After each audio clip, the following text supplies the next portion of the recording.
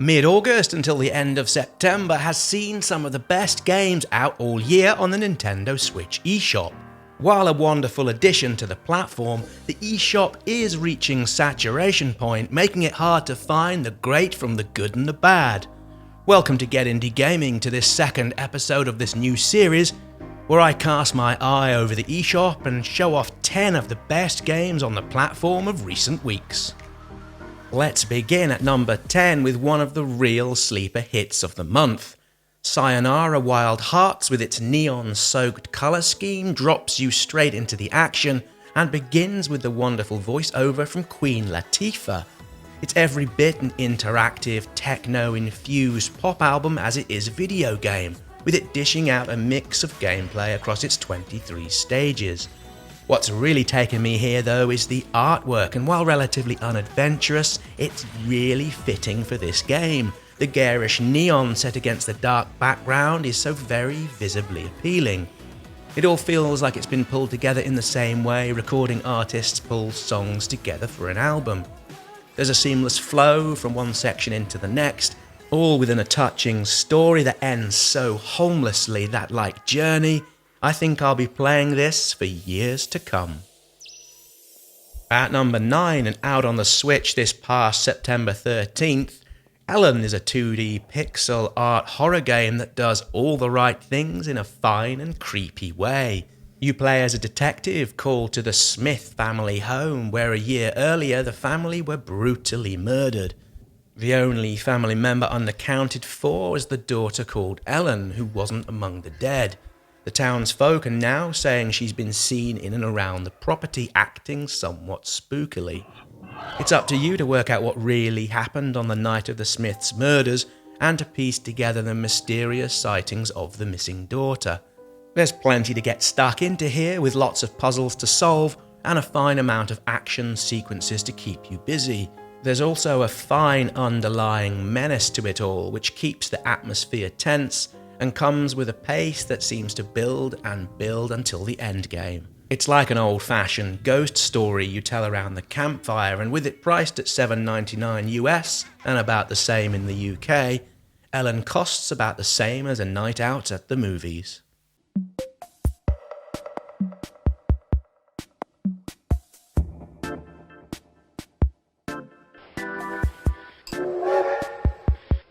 Next up at number 8 and out on the Switch this past September 26th, Paper Train is a puzzle game that has you stepping into the shoes of a railway supervisor, where you control the trains on the screen, all within what feels like a unique hand-drawn aesthetic.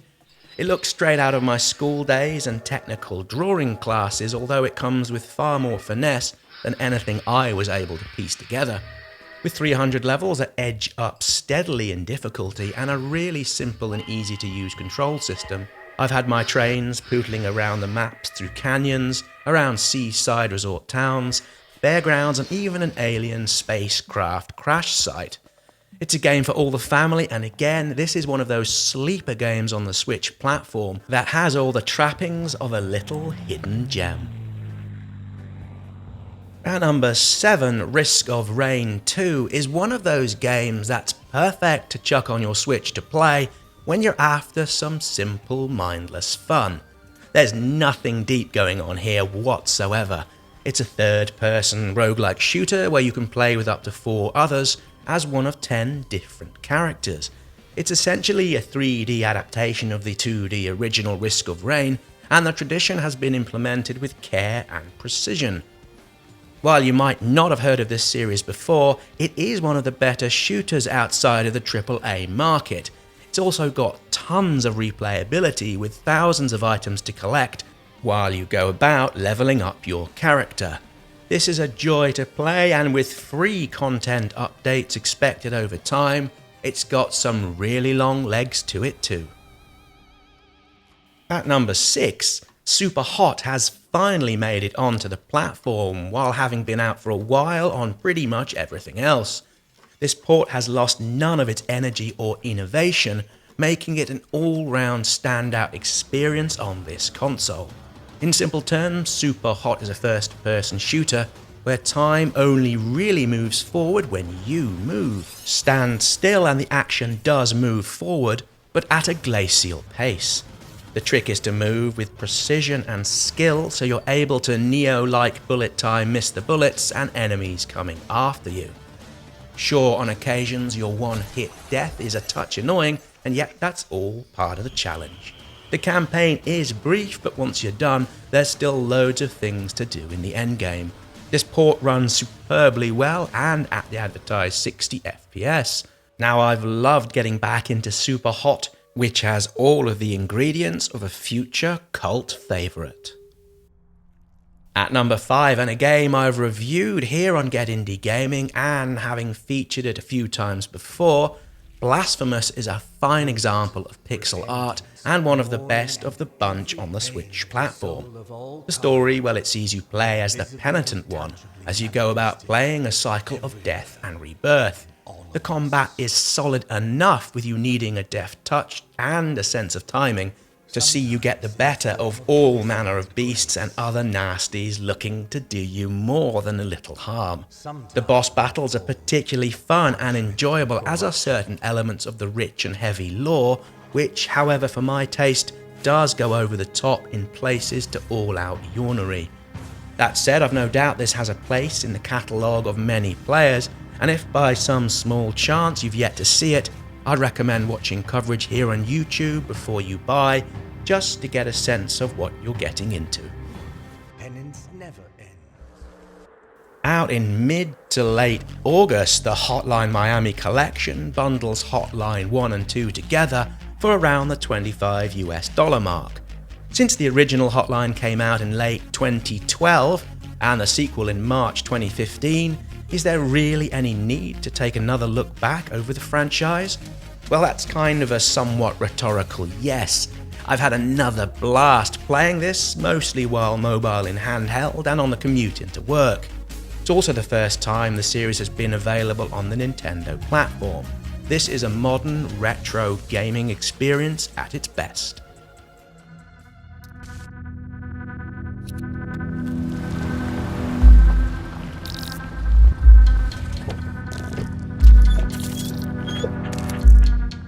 Coming in at number 3, Overland is the latest game from the ever-reliable Finji studio, which launched this month after nearly 5 years in production. Overland sees you looking to escape across from the east to the west coast of America with a bug-like infested end-of-days scenario. You begin your journey all alone, and yet you can choose to invite other people and dogs you find along your journey to join you. This is a turn-based adventure puzzler. You need to manage resources such as fuel and medical supplies, and it all works best if you play it as a squad-based game, where on occasions you're forced to make decisions leading to the death of one of your companions so others can survive. It's not about right or wrong. This is a game of pure survival at any cost, so please keep that in mind as you play. Visually, it's a fine treat with the backgrounds and characters and the overall muted colours. The soundtrack also does a great job in adapting to the action on screen.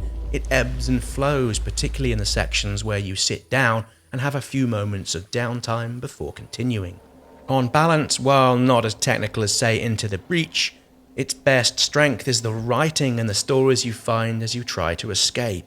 It's another triumph from Finji, who alongside the likes of Devolver are perhaps some of the most consistent in their quality output.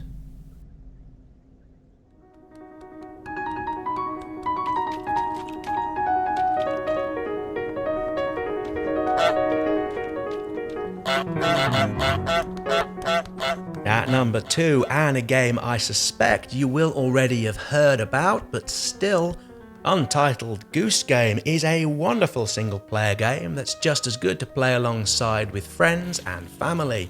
You take control of an ever so cute little goose with a chipper honk from its beak to the wonderful pit-pat, waddle-pat noises it makes when moving about the place. Seemingly like so many other geese I've come across in my time, this one is all set to wind up and cause mischief to as many people as possible within this quaint English-looking village. Each section of the games has you undertake a number of tasks. They often require you to interact with NPCs and items you find about the place.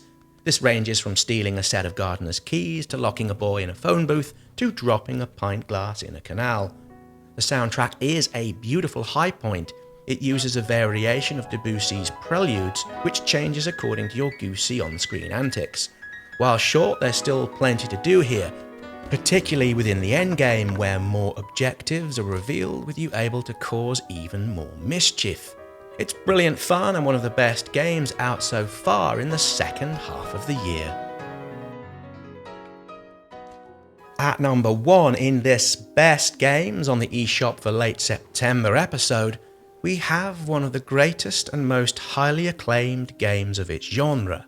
Ori and the Blind Forest, which launches the day this video airs, September 27th, originally launched back in 2015 on PC and Xbox, although in this new port we get all the additions from the 2016 Definitive Edition, such as the extra areas, improved abilities and new difficulty modes. In a nod also to where Microsoft is clearly headed, Ori is published by Xbox Game Studios, another nod to the firm's thinking about spreading their wares across numerous platforms. If this is all new to you, go into this one with the view you're playing a platformer with adventure Metroidvania elements.